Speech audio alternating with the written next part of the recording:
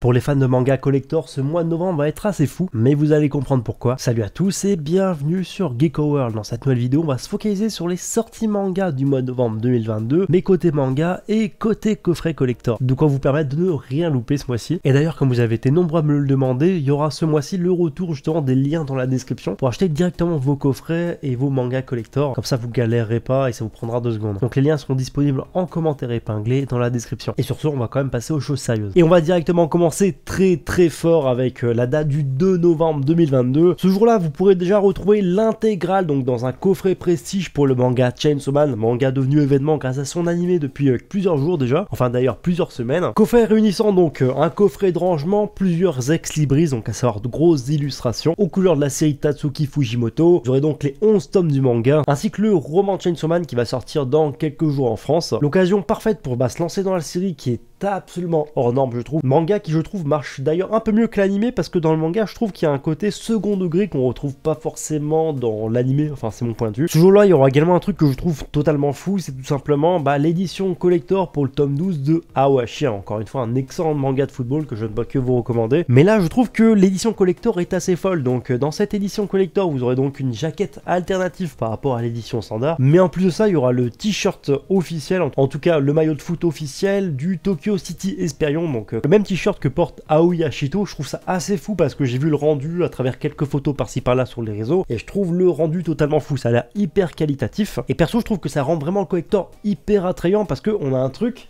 issu du manga, très qualitatif et transposé à la réalité, disponible uniquement avec cette édition. Je suis même pas sûr que ça soit sorti au Japon, à vérifier. Bref, Mangetsu a fait du très beau boulot là-dessus, ils sont pas foutus des clients on va dire. La première date à retenir c'est le 3 novembre 2022, où il y aura déjà 2-3 trucs hyper plaisants. Premièrement, il y aura le coffret réunissant les 3 premiers tomes de Jujutsu Kaisen, c'est l'occasion de rêver pour faire un cadeau ou se faire plaisir si vous avez toujours pas commencé la série. Ça sortira chez Kiun. Et donc dans le coffret, vous aurez le coffret de rangement plus les 3 premiers tomes de la série. Toujours concernant le manga Jujutsu Kaisen, il s'agira tout simplement d'un des gros morceaux de cette émission. On parle bien entendu du coffret collector du tome 17. Alors vous avez peut-être entendu parler déjà de ce coffret collector pour le tome 17 parce que c'est un coffret assez onéreux qui coûte un peu plus de 30 €. Alors dit comme ça paraît assez dingue, mais moi j'ai trouvé ça hallucinant le prix. Mais en fait si vous voulez, récemment Kiun a expliqué le pourquoi du comment. Et finalement quand vous allez acheter ce coffret donc du tome 17 version collector de Jujutsu Kaisen, vous allez avoir exactement le même coffret qu'ils ont eu au Japon il y a quelques mois en arrière. Enfin plutôt l'année dernière pour être plus précis. Et d'ailleurs je crois que c'est apparemment la première fois que ça arrive, c'est-à-dire qu'on va avoir le même coffret collector qu'ont eu les japonais et qui a tout simplement expliqué que justement le matériel donc qui avait été nécessaire pour proposer ce coffret, donc à savoir le calendrier acrylique totalement personnalisable aux couleurs de la série, c'est tout simplement de l'import en fait depuis le Japon. Il y a eu des accords avec Shueisha etc. Et donc pour avoir ce truc un petit peu unique, voilà, c'était obligé que ça soit proposé à ce prix là, d'où le prix qui paraît exorbitant, mais bon apparemment c'est assez stylé. Donc en plus de ça, donc dans ce coffret il y aura donc le coffret de rangement, il y aura le calendrier acrylique totalement personnalisable et vous aurez également le tome 17 avec une couverture réversible.